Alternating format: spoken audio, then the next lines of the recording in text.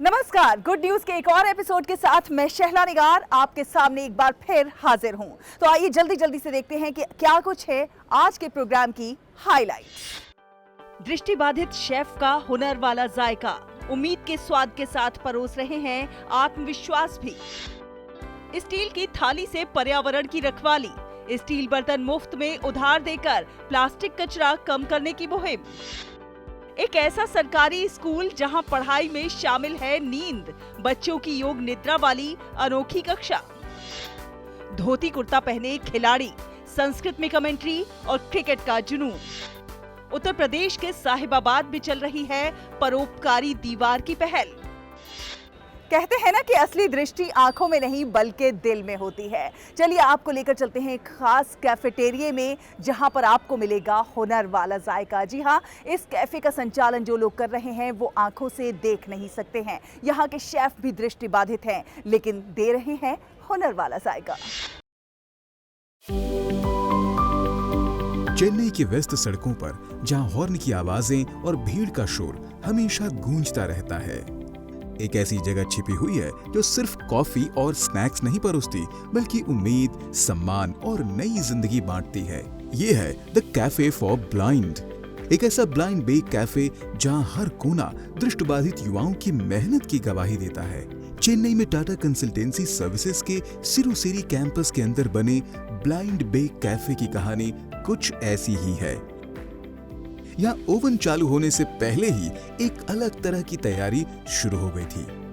20 साल के महेश जो देख नहीं सकते, उन्होंने और उनके साथियों ने पूरे 1 महीने तक रसोई के हर कोने को महसूस किया।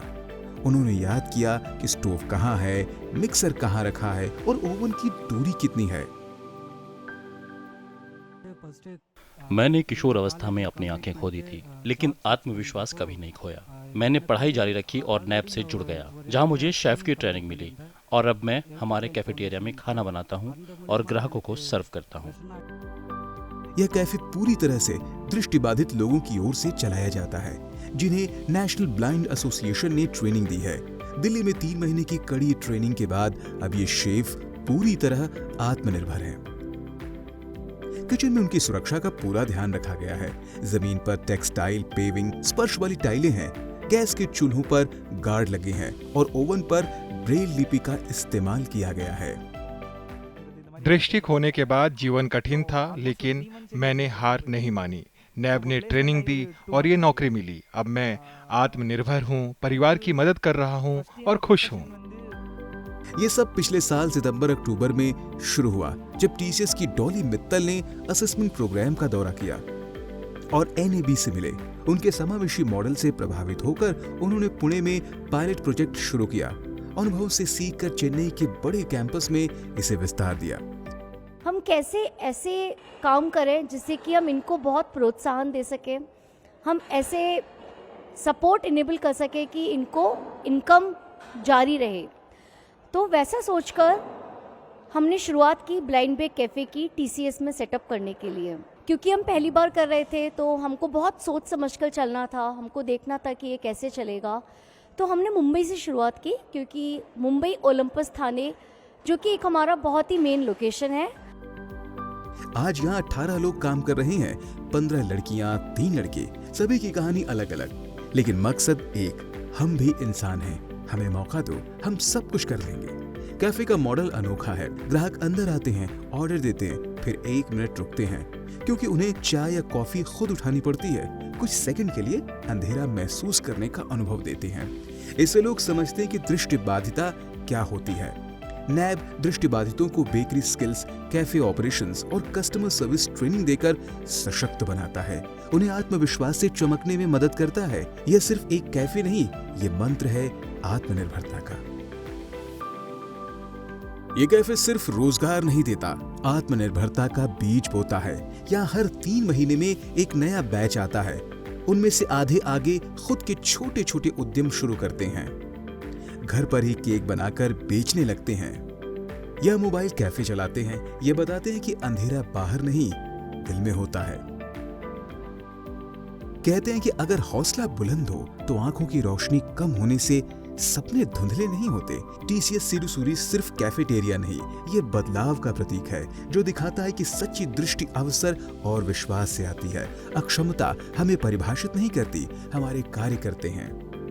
ट्रेनिंग से पा सकते हैं पहचान। आज ये कैफे केवल खाना और ड्रिंक्स नहीं परोस रहे, बल्कि समाज को यह बता रहे हैं कि अगर थोड़ा सा साथ और सही ट्रेनिंग मिले तो हर कोई अपनी एक अलग पहचान बना सकता है। यहाँ की हर कुकी और हर कॉफी का कप संघर्ष और जीत की एक अनकही दास्तां सुनाता है। जनरली डिसेबल्ड लोगों के बारे में कहा जाता है कैन दे, और इस चीज को यस दे कैन में साबित किया है टीसीएस सिरुसुरी। ये सिलसिला ऐसे डिसेबल्ड लोगों को एबल करने का, और ये सिलसिला यहीं रुकने वाला नहीं है। देश के हर एक महत्वपूर्ण जगहों और शहरों में ऐसी सुविधाएं जल्द देखने को मिलेंगी। विद कैमरा पर्सन अरुण, मैं रितेश रंजन, डीडी न्यूज़ चेन्नई। क्या आप अपनी शादी की योजना बना रहे हैं, या बच्चे का जन्मदिन, या कोई अन्य समारोह की तैयारी? क्या आपने कभी सोचा है कि आपके एक दिन की खुशी इस धरती को सैकड़ों दिनों का दर्द दे सकती है? जी हाँ, प्लास्टिक की प्लेटें, प्लास्टिक के गिलास, प्लास्टिक की अन्य सामग्री इस धरती के लिए अभिशाप हैं, और इसी का तोड़ निकाला है अदम्य चेतना प्लेट बैंक ने। जी हाँ, एक ऐसा प्लेट बैंक जहाँ पर स्टील के बर्तन मुफ्त दिए जाते हैं, फ्री ऑफ कॉस्ट। आप यहाँ से उधार ले जा सकते हैं और अपने फंक्शन को खास बना सकते हैं।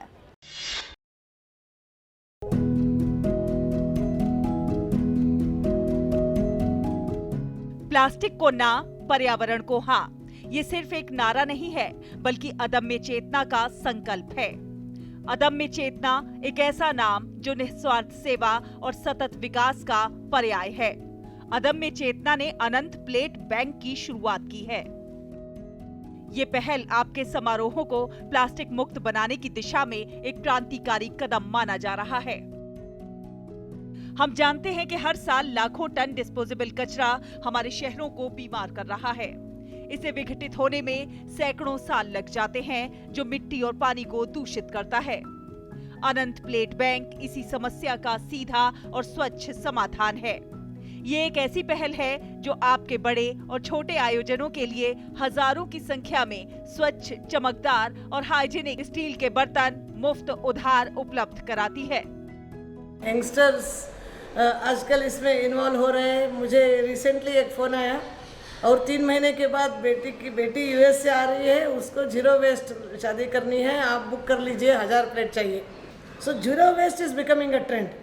वंस वी नो कि केमिकल वाला अच्छा नहीं है, जो पेपर ग्लास में हम चाय पीने से 25,000 माइक्रो प्लास्टिक पेट में जाता है, ये सब मालूम होने के बाद हम रंग के पीछे नहीं जाते हैं। तो यही जो घर का पुराना जो पहले लगता था से स्टील का है, लेकिन वही अच्छा लगने लगता है। प्लेट बैंक की इस पहल की शुरुआत 2012 से हुई। बेंगलुरु में शुरू हुआ ये प्लेट बैंक अब पूरे भारत में फैल चुका है। यहाँ छोटे और बड़े प्लेट्स, मध्यम प्लेट्स, चौकोर प्लेट्स, चाट और मिठाई के लिए कटोरियाँ, स्टील और कांच की बोतलें, चम्मच, सब कुछ यहाँ उपलब्ध है। बेंगलुरु के इस बसवनगुडी ब्रांच में अभी कुल मिलाकर 10,000 बर्तन हैं। इससे पता चलता है कि युवाओं को जागरूक करने की जरूरत है। सही समझ और मार्गदर्शन मिले तो युवाओं में जागरूकता आसानी से लाई जा सकती है। ये संस्था अन्न, अक्षर, आरोग्य, प्रकृति और संस्कृति जैसे मुख्य स्तंभों पर काम करती है, और इसीलिए प्रकृति के संरक्षण के संकल्प को आगे बढ़ाया जा रहा है। अगर किसी के घर में शादी हो या जन्मदिन की पार्टी हो या कोई सार्वजनिक कार्यक्रम, कॉलेज का फंक्शन या फिर सरकारी कार्यक्रम भी, यहाँ से सभी लोग बर्तन लेकर जाते हैं। 32 केंद्रों को मिलाकर प्लेट बैंक में अभी तक 75,000 प्लेटें, 50,000 ग्लास, कटोरियां और 40,000 चम्मच उपलब्ध हैं। इन बर्तनों को रखने में भी एक प्रणाली का पालन किया जाता है। किसी फंक्शन में प्लेट्स को कहाँ रखना है, चम्मच को कहाँ रखना है और बचा हुआ खाना किस प्लेट में रखना है, ये सब समझाने के लिए निर्देश कार्ड रखे जाते हैं। लोग यहाँ पर आते हैं, अपनी जरूरत बताते हैं, कितने बर्तन चाहिए, फॉर्म भरते हैं। सुरक्षा के लिए कुछ राशि डिपॉजिट कराते हैं, लेकिन बाद में वे पैसे लौटा दिए जाते हैं। मैडम को मैं धन्यवाद कहती हूँ। बहुत लोग पैसे लेकर बर्तन देते हैं, लेकिन मैडम हमें उचित बर्तन दे रही हैं। बहुत लोग इसका उपयोग ले रहे हैं। कॉलेज और शादी के लिए यहाँ के बर्तन का इस्तेमाल कर रहे हैं। हमारे उपयोग किए प्लास्टिक धरती पर इकट्ठा हो रहे हैं और इसे बदलकर हम अच्छी गुणवत्ता के बर्तन इस्तेमाल कर रहे हैं। बर्तन के ऊपर अदम्य चेतना की स्टिकर लगी हुई है, जिसे आसानी से पहचाना जा सकता है। गौरतलब है कि पिछले कुछ सालों में प्लेट बैंक ने 50 लाख से अधिक डिस्पोजेबल प्लेटों को कचरे में जाने से रोका है। ये एक बड़ा बदलाव है, जिसका श्रेय केवल आपके सहयोग को दिया जाता है। सिर्फ प्लेट बदलने से पर्यावरण पर कितना बड़ा असर पड़ेगा। हम प्लेट बैंक से जुड़ने से ना ही केवल कचरे को कम कर रहे हैं, आने वाले पीढ़ियों को नया हरा भरा कल दे सकते हैं। जब से आप कार्यक्रम आयोजन करते हैं, प्लास्टिक को कहिए ना और प्लेट बैंक को कहिए हाँ। विद कैमरा पर्सन सुधाकर के साथ ज्योति दफेदार, डीडी न्यूज, बेंगलुरु। और चलिए अब आपको लेकर चलते हैं महाराष्ट्र के पुणे जिले के एक छोटे से गांव के सरकारी स्कूल में, जो कि अपने आप में बहुत खास है। यहाँ की पढ़ाई भी कुछ खास ही है। यहाँ पर बच्चों को सिर्फ किताबी ज्ञान नहीं दिया जाता, बल्कि जीवन जीने की कला भी सिखाई जाती है। नींद यहाँ पर पढ़ाई का हिस्सा है। यहाँ पर योग निद्रा भी सिखाई जाती है। बहुत कुछ होता है खास, और कैसे ये अंतर्राष्ट्रीय स्तर पर अपनी विशेष पहचान बना रहा है, आइए जानते हैं।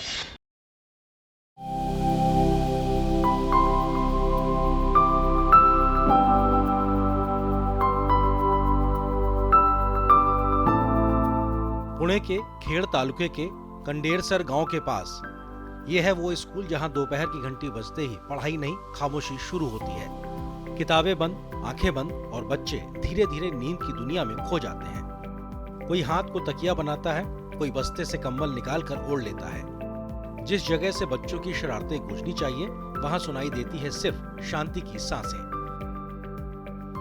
पर इस स्कूल की पहचान सिर्फ नींद नहीं। यही साधारण सा दिखने वाला सरकारी स्कूल लंदन की संस्था T4 एजुकेशन द्वारा आयोजित वर्ल्ड्स बेस्ट स्कूल प्राइज में पहुंचे सीधे टॉप 10 में और मिला दुर्लभ कम्युनिटी चॉइस अवार्ड। कभी बंद होने की कगार पर खड़ा यह स्कूल अब दुनिया के नक्शे पर भारत का गर्व बन चुका है। हमने देखा कि वह T4 एजुकेशन नाम की जो एक संस्था है, वो वर्ल्ड्स बेस्ट स्कूल नाम का एक कंपटीशन लेती है और वो कंपटीशन रैंकिंग देता है स्कूलों का, दुनिया के अलग अलग स्कूलों को रैंक करता है। तो उस कंपटीशन में हमने हिस्सा लिया और आगे आगे चलते गए। हम लोग इंटरव्यू में गए, उसके बाद टॉप 10 में भी आए। टॉप 10 में हम लोग कम्युनिटी पार्टिसिपेशन में आए और उसके बाद फाइनली टॉप 10 में आने के बाद जो 5 अलग अलग सेगमेंट में 50 स्कूल थी, तो 50 स्कूल में हम लोगों ने जो कम्युनिटी वोटिंग या पब्लिक वोटिंग का क्राइटेरिया था, तो अपना ये जो स्कूल है गवर्नमेंट स्कूल महाराष्ट्र स्थित पुणे का, तो वहाँ वो स्कूल ने सबसे ज़्यादा वोट्स प्राप्त किए। विद्या विनय से शोभती है और यही मंत्र इस स्कूल की धड़कन है। यहाँ बच्चे खुद स्कूल की सफाई करते हैं, झाड़ियां काटते हैं, पौधों को पानी देते हैं, चप्पलें बस्ते सलीके से सजाते हैं और स्कूल में घुसने से पहले विद्या को नम्र होकर प्रणाम करते हैं। यहाँ बच्चों की सरकार भी है। स्वास्थ्य मंत्री, सफाई मंत्री, शिक्षा मंत्री, भोजन मंत्री, निर्णय भी वही लेते हैं और हाँ, शिक्षक भी उनकी बात मानते हैं। ये स्कूल सिर्फ पढ़ाई का नहीं, कौशल का मंदिर है। यहाँ 22 तरह के हुनर सिखाए जाते हैं। चित्रकला, हस्तकला, ज्वेलरी बनाना, प्लम्बिंग, सुतार काम, मेकअप आर्ट और आधुनिक कौशल, कोडिंग और 3D एनिमेशन तक बच्चे जो चाहें वही सीखते हैं। फिर आता है वो जादुई समय, दोपहर का भोजन और फिर आधा घंटा योग निद्रा। बाएं पांव रखें। स्पीकर पर निर्देश, धीमा संगीत और बच्चे धीरे धीरे उतरते हैं गहरी शांति में। कुछ सच में सो जाते हैं, कुछ आधी नींद और कुछ आधे जागे और कुछ शरीर सोता है पर मन जागता रहता है। इसमें हम 22 अलग अलग स्किल्स पढ़ते हैं और हम इसमें हमको योग निद्रा करने के लिए मिल जाती है और हमें IoT करते हैं, आर्टिफिशियल इंटेलिजेंस सीखते हैं, रोबोटिक्स सीखते हैं, 3D प्रिंटिंग, ड्रोन, ऐसे अलग अलग एक्टिविटीज़ हम इधर सीखते हैं। स्कूल में अलग अलग प्रकार के स्किल्स दिए हुए हैं, जैसे कि मुझे आर्ट एंड क्राफ्ट पसंद है। अलग अलग स्किल्स है जैसे कि jewellery, electronics, robotics, carpentry, plumbing etcetera. यहाँ पर बहुत सारे स्किल्स इसलिए दिए हैं क्योंकि वो एक्स्ट्रा करियर बोल के स्टूडेंट्स को काम आते हैं। दान से ज्ञान बढ़ता है और ज्ञान का मंदिर सत्य शिव से भी सुंदर होता है। इसी भावना से बच्चों के अभिभावकों ने इस स्कूल को खड़ा किया। किसी ने मिट्टी लाई, किसी ने पौधे लगाए, किसी ने मजदूरी की। सबने मिलकर ये स्कूल संवारा। आज भी स्कूल के लिए एक नया स्विमिंग पूल तैयार किया जा रहा है, पूरी तरह लोक सहभाग से, क्योंकि जो विकास जनता के हाथ से होता है वही टिकाऊ होता है। और आज स्कूल जैसा है वैसा ही कल भी रहे, तो उसकी नींव को मजबूत करना जनता की ही जिम्मेदारी है। जालिंदर नगर का ये स्कूल हमें सिखाता है, सरकारी स्कूल सिर्फ भवन नहीं, अगर उसमें लगन हो, नेतृत्व हो और जनता का हाथ हो तो वे दुनिया की सर्वश्रेष्ठ सूची में भी पहुंच सकते हैं। गुड न्यूज जज्बा इंडिया के लिए पुणे से रोहन गबली के साथ शिशिर शेलार की रिपोर्ट, डीटी न्यूज। आपको फिल्म लगान याद है? उसमें क्रिकेट की व्हाइट पैंट शर्ट पहने अंग्रेजों की टीम के सामने भुवन की धोती कुर्ता पहने टीम इंडिया। जी हाँ, कुछ ऐसा ही नज़ारा देखने को मिला मध्य प्रदेश की राजधानी भोपाल में, जहां पर परंपरागत क्रिकेट जर्सी के बजाय धोती कुर्ते में क्रिकेटर्स उतरे मैदान पर और खेल का नज़ारा अपने आप में बहुत खास था। जी हाँ, यहाँ पर कमेंट्री भी हुई और कमेंट्री हिंदी इंग्लिश में नहीं बल्कि संस्कृत में। कैसा था ये नज़ारा, आइए आपको दिखाते हैं। सर्वोपकार करणाय सदार्थ चित्ता मां महाकाली महालक्ष्मी। धोती कुर्ता पहने खिलाड़ी, संस्कृत में कमेंट्री और क्रिकेट का जुनून। मध्य प्रदेश के भोपाल के शिवाजी नगर स्थित अंकुर मैदान पर नजारा कुछ अलग ही था। यहाँ सिर्फ क्रिकेट का मुकाबला नहीं हो रहा था, बल्कि संस्कृति, सर्वधर्म समभाव और खेल का एक अनोखा संगम देखने को मिला। मौका था छठी महर्षि मैत्री क्रिकेट सीरीज का, जहां खिलाड़ियों ने लोअर टी शर्ट नहीं बल्कि धोती कुर्ता पहनकर मैदान संभाला। हर साल होने वाले इस टूर्नामेंट का ये छठा संस्करण था। हमारा कार्य कराने का एक ही उद्देश्य है, संस्कृति को बढ़ावा देने के लिए, क्योंकि अन्य भाषाओं में जैसे IPL जैसे बड़े प्लेटफॉर्म पे अन्य भाषाओं में कमेंट्री जब होती है अन्य भाषाओं की, तो क्यों ना संस्कृत भाषा की उसमें कमेंट्री का हो।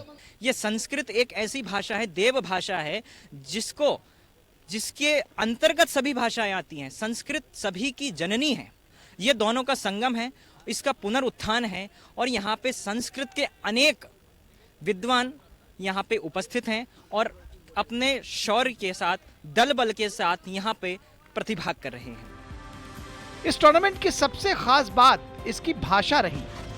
यहाँ अंपायर का फैसला हो या कमेंट्री का रोमांच, सब कुछ शुद्ध संस्कृत में गूंजा।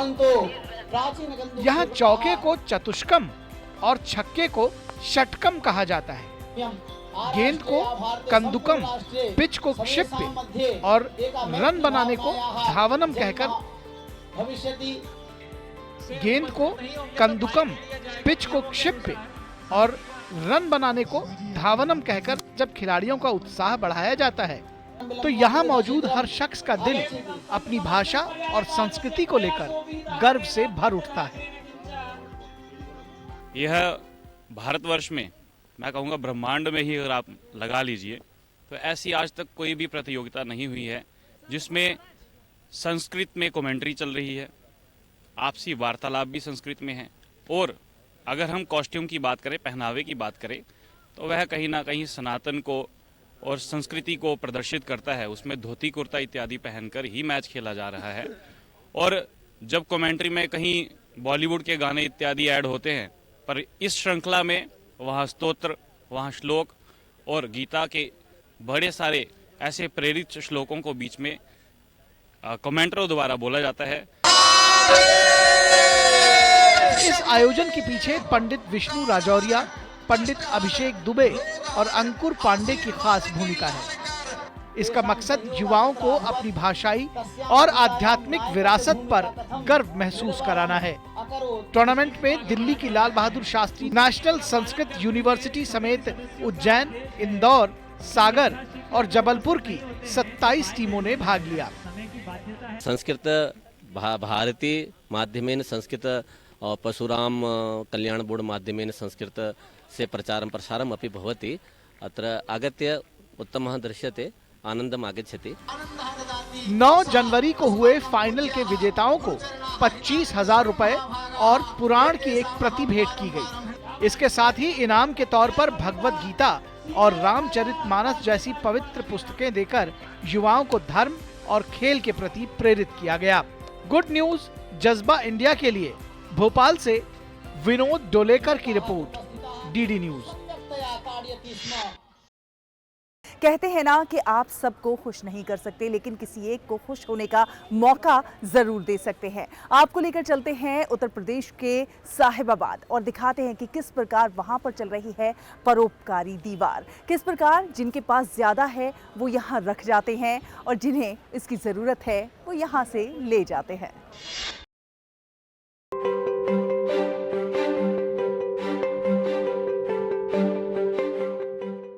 कहते हैं ना कि आप सबको खुश नहीं रख सकते, लेकिन किसी एक को खुश होने का मौका जरूर दे सकते हैं।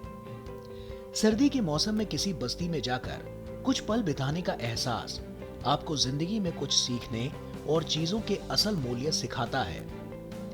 लोक जिज्ञासा वेलफेयर सोसाइटी की परोपकारी दीवार की पहल किसी दूसरे के लिए कुछ वक्त निकालने के साथ साथ समाज के लिए फिक्र करने की इच्छा को मजबूती देती है। अगर आपके पास कपड़े ज्यादा हैं, तो यहाँ छोड़ जाएं, या फिर अपनी जरूरत के यहाँ से ले जाएं। जो प्राप्त है पर्याप्त है के मूल्य को समझने वाले हमारे बस्ती के लोग सर्दी हो या गर्मी अपने संसाधनों से अपना गुजारा करते हैं। परोपकारी दीवार शहर के मलिन बस्ती और कामकाजी लोगों के बीच जब इस तरह के आयोजन से लोगों के बीच पहुंचता है, तो देने वालों में वे सबसे आगे होते हैं। दिल्ली से सटे साहिबाबाद की इंदिरा कॉलोनी हनुमान मंदिर के प्रांगण में लगे परोपकारी दीवार को लेकर लोगों में उत्सुकता हमें हैरान करने वाली थी। अपने आसपास के लोगों से इकट्ठा किए हुए कंबल और उन्हीं कपड़ों में हमने छोटे छोटे बच्चों को अपने पुराने कपड़े डालते हुए देखा। वजह उसे छोटा हो रहा है, कोई और पहन लेगा। ये समझने के लिए काफी था कि समाज सेवा या किसी जरूरतमंद की मदद करना हमने किसी किताबों और कॉलेजों में नहीं पढ़ा है। ये भाव एक दूसरे की पहल को देखकर ही पैदा होता है। गुड न्यूज जज्बा इंडिया के लिए साहिबाबाद से विनोद मिश्र की रिपोर्ट, डीडी न्यूज। तो देखिए आपने ये खबरें, यहाँ हर कहानी कुछ खास है। ये जज्बा है समाज के लिए कुछ कर गुजरने का, एक दूसरे के काम आने का, कुछ बेहतर करके दिखाने का। उम्मीद है आप सभी को हमारा ये प्रोग्राम बहुत पसंद आया होगा। आप अपनी प्रतिक्रियाएं हम तक भेज सकते हैं। हमारा ईमेल आईडी है ddgoodnewsindia@gmail.com।